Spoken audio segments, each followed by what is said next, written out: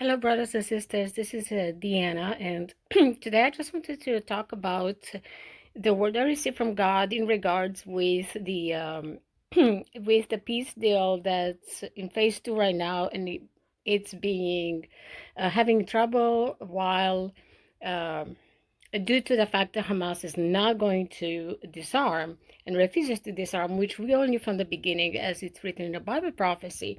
But what I wanted to show you specifically was the fact that there's a mentioning in the Bible and in the book of Enoch of a certain beings called Anunnaki, and you can see right here the Anunnaki, and they were quite prevalent in the Sumerian and Babylonian text and in the biblical uh, uh, text proving like during that time of year in the Old Testament times where there are deities, and it says right here, so there were deities in the pantheon, descendants of An and Ki, the god of air and of the heavens, and Ki, the goddess of earth, and their primary function was to decree the human faith. Well, the thing is, they are prevalent in everywhere across the Middle East. Wherever you go, you can see these images of here's the picture of An, the god of who's controlling the fate of Earth, and these are the beings who actually procreated with the women, with the daughters of humankind. These are the fallen angels specifically mentioned in the Bible context, in the book of Enoch, in the Sumerian text, in the ancient Babylonian Sumerian text. And as many of you know, Zechariah Sitkin has brought their legend, the legends of the Sumerian text, to forefront, but there is a connection there where they are the fallen angels themselves were those 200 fallen angels who procreate with the daughters of men, specifically with the first before the flood and after the flood, because in the Bible it say even after the flood they were still Nephilim leftovers, and the Nephilim being the giants. Well, they had these people had these not people, the demigods, the fallen angels. They had a very evil spirit in themselves, and they are even in mentioned in the they are mentioned in the script in the Bible. And when I asked God, okay, what's up with Hamas? Where is this coming from? And I got the word shakat, meaning corrupted, spoiled to the core, destroyers. And Hamas also shows up in the Old Testament as a reference to a violent inclination of the human spirit, but it's not the human spirit truly. It's a devil spirit. It's an evil spirit that inhabits those who carry or who were the descendants of the Anunnaki, of the watchers, of the fallen angels. And also, as a sidebar, there's a lot of speculation right now with the 3-eye atlas that's coming in. If it is a mothership of aliens, do these beings come back to Earth to rule again? And this is so what's happening right now with Hamas not wanting to disarm. This is a very old story. It's a biblical story. It's a prophetic story. And it springs from the foundation of corruption and violence. And they have become hardened. These people, these humans, they're not humans anymore. They are decadent souls who have hardened like a companion, like a heavy siege weapon, intoxicated like a ram, making it a poisonous spirit to have. So, and obviously, without a strong overpowering, as President Trump is saying, well, no, we will disarm them. If they don't disarm, right? Their spirit is crying for out an outcry for, hey, um, um, put a bridle like on a horse or like on a wild animal, right? And this has been is what I want to show, right? This the wickedness of those who shed innocent blood and violate God's law. So this is coming, is very prominent in the entire history of humankind when they got corrupted, but humankind got corrupted by these evil spirits, by the fallen angel, right? By the serpent, by the Satan, by these devilish spirits.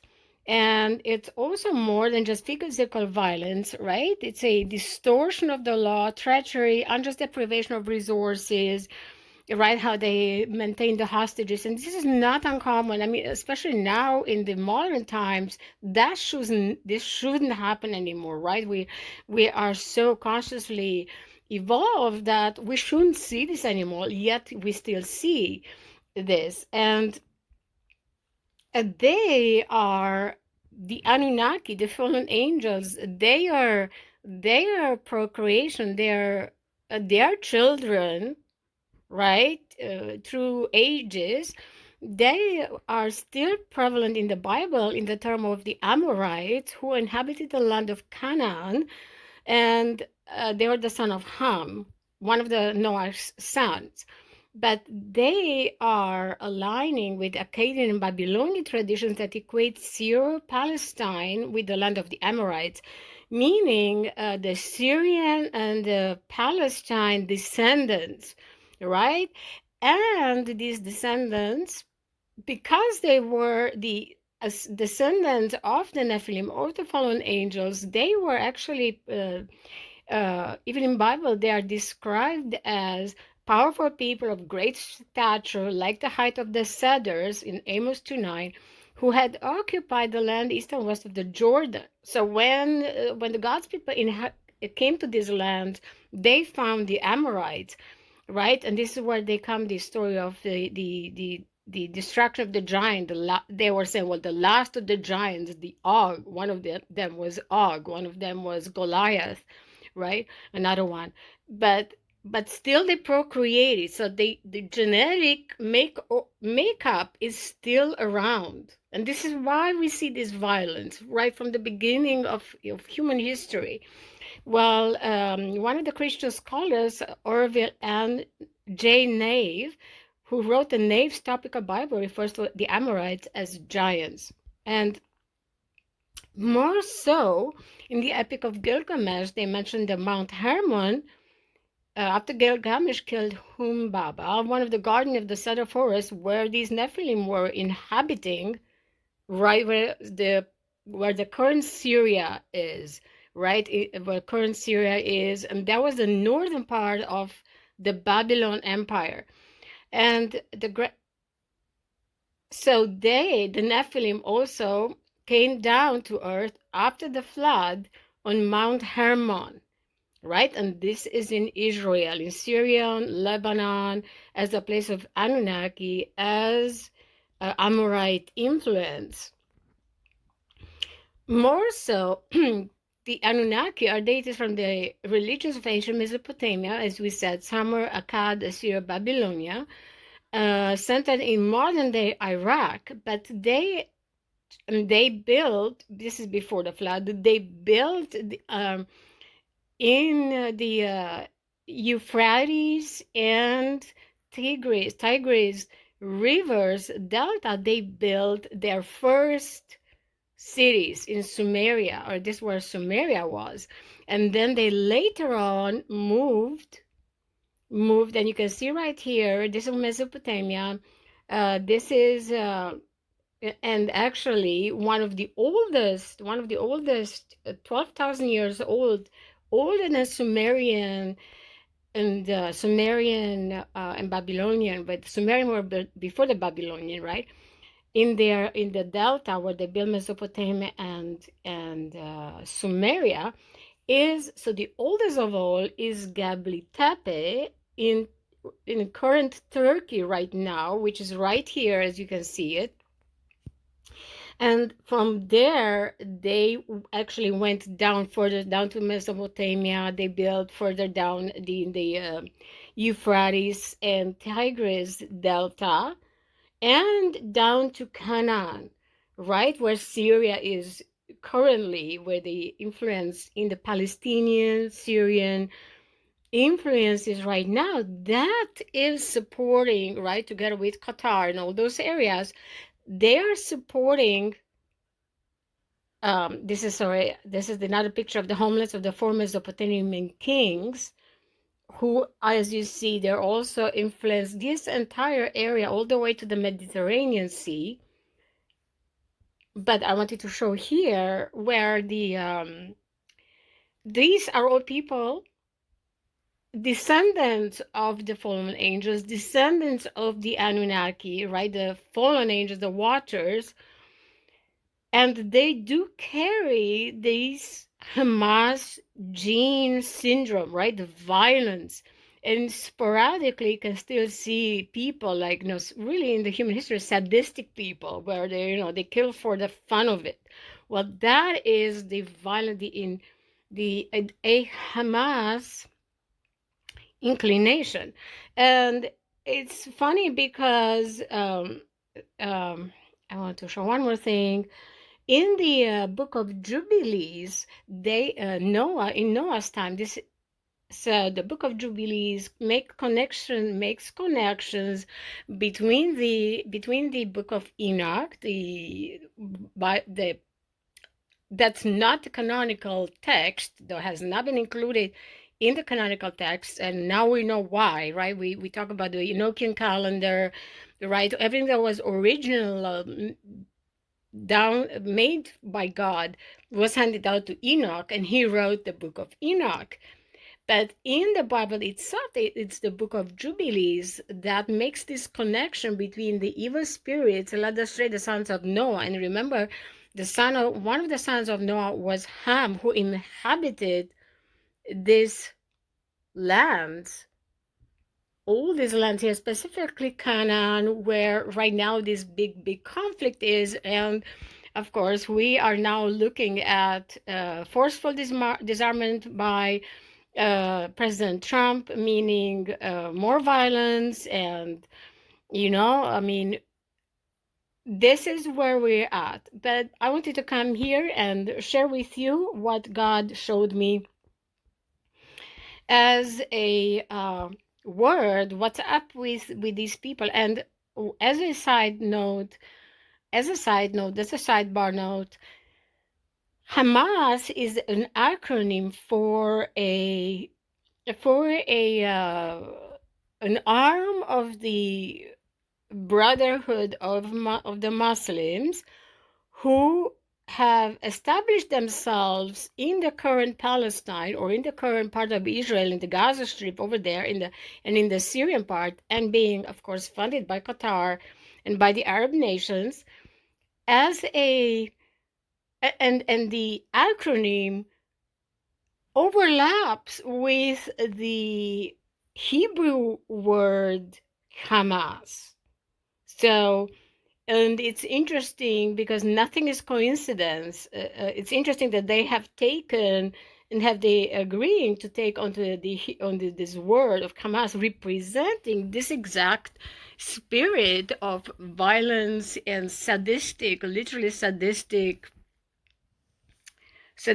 faith, and everything that represents the, I would say, contrary to the Buddhist religions, for example, like the Chinese, they portray more peace and more understanding of the human body, and kind of like more philosophical nature.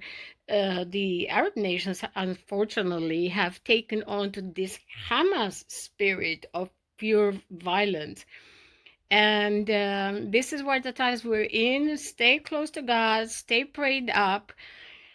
And I pray that you know Jesus and understand that the Holy Spirit is the restrainer.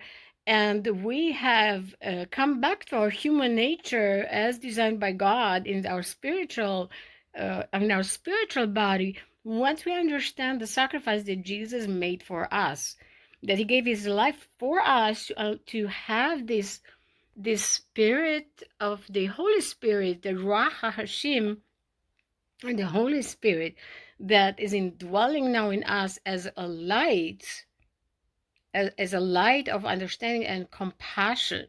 I think this is where we can see the difference between the shahat, which meaning this destroying spirit, corrupted to the core. Sorry, it's my puppy barking in the background. So it's the difference between the shahat spirit, which is similar to Hamas, or is at the foundation of Hamas, and the Raha Hashem, and I'm sorry if I don't pronounce it well, the Holy Spirit indwelling in us, the spirit of compassion, of unconditional love. All right. And you can see even in their way they're bringing up their children in the since the 2007 specifically in the Gaza Strip, right? This Hamas uh, faith literally is corrupting even the children, the babes of the world. The babes shouldn't be, right? The babies are being corrupted for violence, right? A spirit of unconditional love does not do that. The spirit of unconditional love would be loving, would teach love and compassion and helping and giving and being understanding. So we're looking, as you see, as a corruption of the DNA, of the genetic makeup of the human child as God wanted it to become in the Garden of Eden, right? So when the Satan, the serpent, as a metaphor, as an image of the influence, came into the Garden of Eden, it gave it knowledge. But what kind of knowledge? Also a knowledge of destruction. Okay, and I'll have to stop here, and I hope you'll stay close to God, prayed up, and we're looking at a high time watch, October 16, 17, so that's tomorrow, the next day, and this the end of this week, based on the Enochian calendar. My brothers and sisters, I love you all. Bless you, and stay close to Jesus.